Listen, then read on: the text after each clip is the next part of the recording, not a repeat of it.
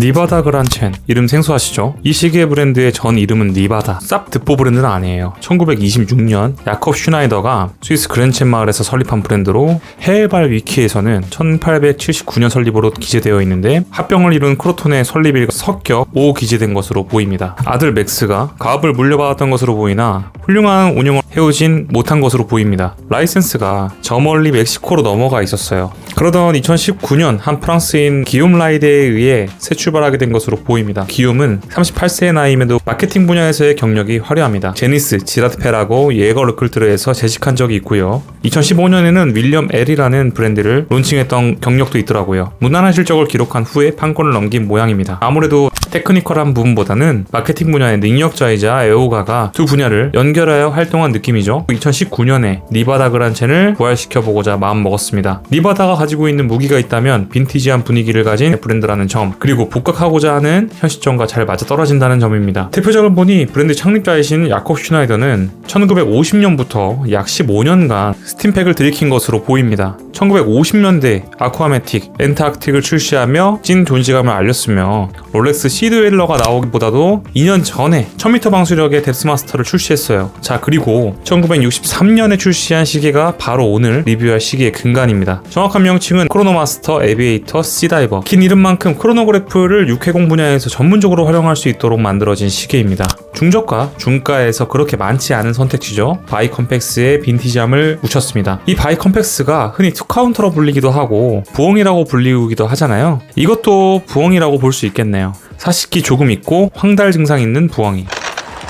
3시 방향 레이아웃에는 미니 카운터의 기능이 최대 30분을 카운트할 수 있습니다. 그 안에는 이 시계의 매력 포인트를 할 수 있는 이 레드 영역, 요트 경기에 활용할 수 있습니다. 요트의 이응자도 모르는 1인으로서 우리는 이제 라면 끓일 때도 활용 가능하고요. 항문 건강이 우려되시는 분들은 5분 안에 변기를 탈출하시는 것을 목표로 해볼 수도 있습니다. 9시 방향 레이아웃은 스몰 세컨즈 레이아웃으로 구성되어 있어요. 스색이라서 아쉽다면 팔진동의 무브먼트란 점입니다. 자잘한 초침의 움직임이 기계식 시계의 매력이잖아요.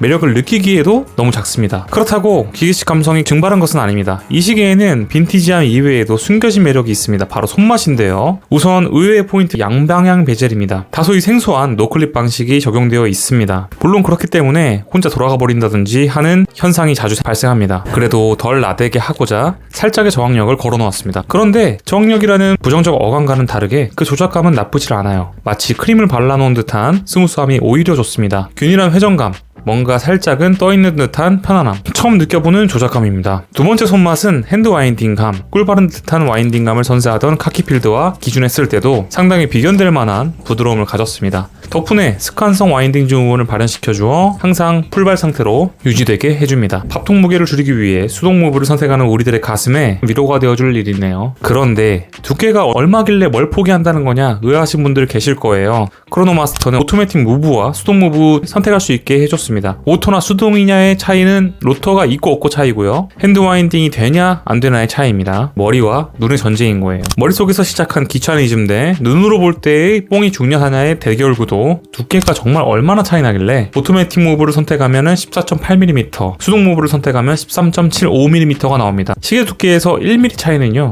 우리 몸무게로 치면 10kg가 붙느냐 마느냐의 차이 같아요. 두께가 얇아져 버리면 착용감에도 이점이 있고 시각적으로도 더 착 달라붙어 보이게 해줍니다. 자칫 붕 떠 보이면 안 맞는 옷 입는 기분을 준다니까요. 또 510 무브는 벨주의 7750 무브먼트를 기반으로 한 무브먼트입니다. 여느 시계 브랜드와 마찬가지로 일본발 쿼츠 파동에 의해 휩쓸렸으나 관 속에 들어갔음에도 눈을 감지 못한 브랜드입니다. 중가 이하 시계에 튼튼한 크로노 심장을 충분히 공급하기에는 벨주만한 것이 없었어요. 다른 무브먼트가 아예 없던 것은 아닙니다. 대표적으로 아실만한 무브먼트는 다레간 무너치의 심장 칼리버 321에 기반이 된 르마니아도 있었죠. 르마니아는 오메가 티소와 SSIH 그룹으로 묶여 지내다가 구조조정과 함께 브레게게 인수, 브레게가 스웨츠 그룹에 인수되었어요. 또 다른 경쟁자 비너스는 벨주에 합병되고 벨주가 에타에 합병되었는데 에타가 기승전 또아치 그룹, 스와치가 무슨 최상의 포식자라도 되는 것 같이 느끼실 수 있지만 시계판에서 이루어지고 있는 뭉쳐야 산다입니다. 이후에도 많은 시도가 있긴 했지만 충분한 대안이 없나 봅니다. 다시 다시 아까 언급한 것처럼 벨주는 에타의 자회사로 속해 있고요. 에타 클론 전문 셀리타가 만들어낸 것이 오늘 만나볼 510입니다. 뭐가 계속 바뀐 것 같은데 명기 무브를 계승한 무브를 장착한 크로노 마스터라는 거. 다시 니바다 그랜첸 이야기로 돌아와서요. 저는 이 시계에서 매력을 느끼는 포인트는 케이스 지름 38mm, 럭투럭 46.4mm의 사이즈. 크로노그래프 시계치고 컴팩트한 크기감을 가져 17cm 손목에 얹기에 최적화된 크기감입니다. 착용감에서도 유리하고 시각적으로도 이상적입니다. 제가 물고 빠는 이 도명 사파이어 글라스는 아름다운 실루엣을 부여하고 있어 시계가 꼭 정면을 바라보고 있지 않더라도 스쳐 보이는 옆태에서도 훈훈함을 느끼게 해줍니다. 여러분들이 보다 현명한 구매를 위해서 이 시계의 아쉬운 부분도 이야기를 꼭 해야겠죠. 과거로부터 고집되어 온 빈티지한 소재 선택은 좋습니다만 알루미늄 베젤을 선택한 모습에서는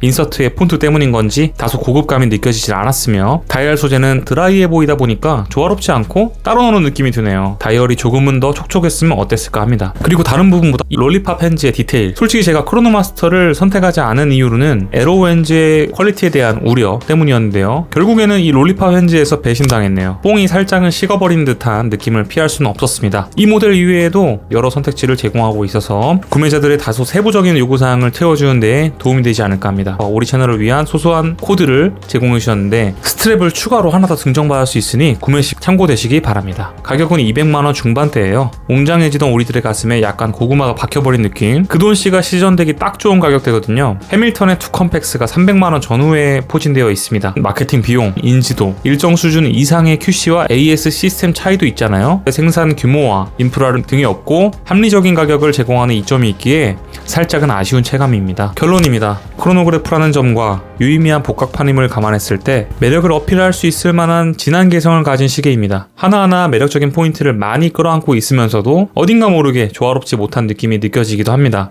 와중에 접근성이 좀 어려운 가격대로 느껴집니다. 사실 이게 다 미쳐버린 환율 때문이에요. 올 초만에 100만원대도 가능했을 것 같은데 말이죠. 푸틴이 잘못했네. 오늘의 리뷰는 여기까지. 영상이 유익하셨다면 좋아요만 부탁드리겠습니다. 이상 옷없이 덕이었습니다. 감사합니다.